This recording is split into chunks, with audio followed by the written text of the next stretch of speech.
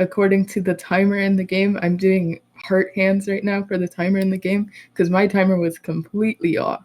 Um, so thank you for putting a timer in this game. That really saved me.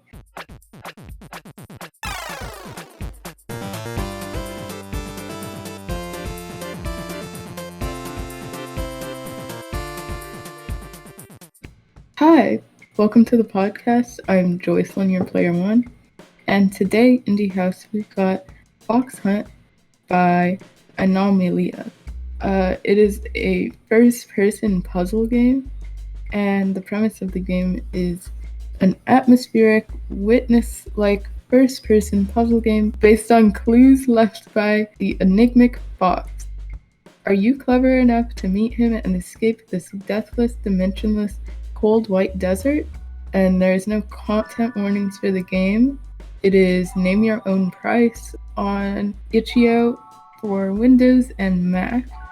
It took me 58 minutes and 45 seconds to complete the game.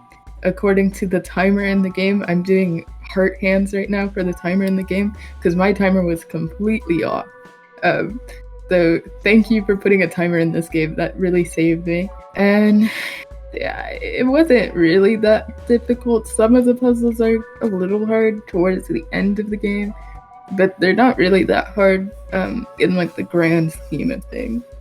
I really enjoyed the very simple controls. The gameplay was pretty easy. I tend to spam click both right and left when I'm like confused or frustrated, so it kind of glitched out the game for me sometimes because I would do that as like a nervous like tick kind of, and then I couldn't like get out of the functions where you look at the cards and you like switch which card you're looking at, things like that. It kind of glitched out for me, but that was like completely my fault. So really nothing wrong with the game, and I really enjoyed the visuals. It was very pretty. I also really liked that the fox was there the whole time. I caught the fox watching me when I was moving around the sun cubes. I believe that's what those are called. It was very nice. it was very funny. I also just all of the visuals, even though like most of the game is just like blank white canvas type, and then there's like the sun and it changes colors and things like that, but like it's all pretty simplistic, and I really like that. I really liked that. I enjoyed the music a lot, and I think it fits the game very well. It works very well with the visuals and the plain simplistic visuals, and the music to go with it was a very nice touch. The story was interesting. I liked how it was written throughout the puzzles. Like it wasn't just like told to you. Like you learned more about the fox through doing the fox's puzzles for you to get like to escape. I thought that was very clever. It was very interesting. I do think I want to play episode 2 when it comes out so I can learn more about the fox, you know?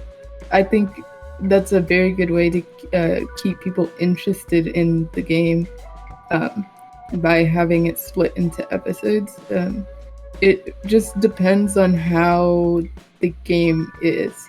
I don't know if it would work as well with a game that is basically the same over and over again. So I'm very interested to see how episode 2 of this game works, because it can't really be set in the same place and you can't do the same puzzles all over again. So I'm very interested to see how episode 2 is, because that like by having episode 1 be like a puzzle first person game, it makes me wonder, will episode 2 be a puzzle game but just set in a different place, or like how would that work? Would it be a completely different type of game? Like what's gonna happen with that? But it is very interesting. It's a very interesting story, and I'm really looking forward to see where it goes in episode 2. I think my favorite part is definitely the music and the graphics and how well they go together.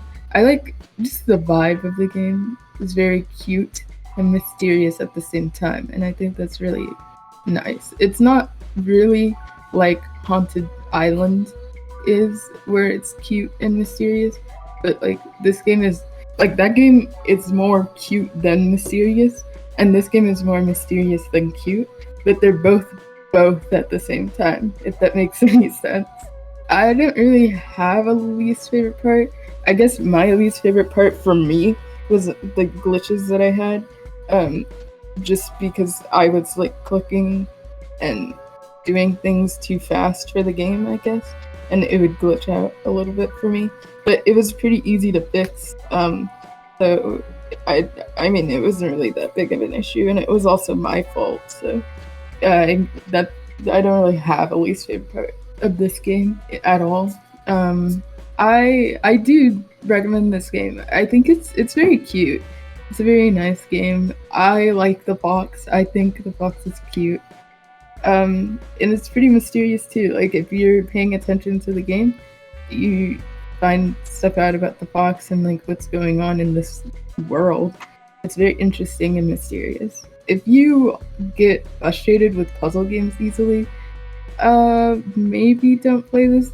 Like it's not they're not hard puzzles, but like some of the game like puzzles closer to the end of the game get more difficult. Like the game gets more difficult as you go on. Um, and also it is timed, but like the timer isn't shown throughout the game. It's only shown at the end of the game. So like it's not like a time-based game on face value, you know? So like if you get frustrated with puzzles and stuff, then maybe skip this game. But if not, I mean, go for it. It's pretty calming, a pretty calm game. There's no like.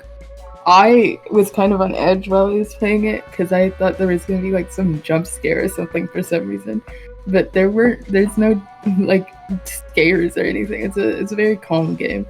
It's just a fox in the middle of nowhere. And then I mean, yeah, it's not very hard.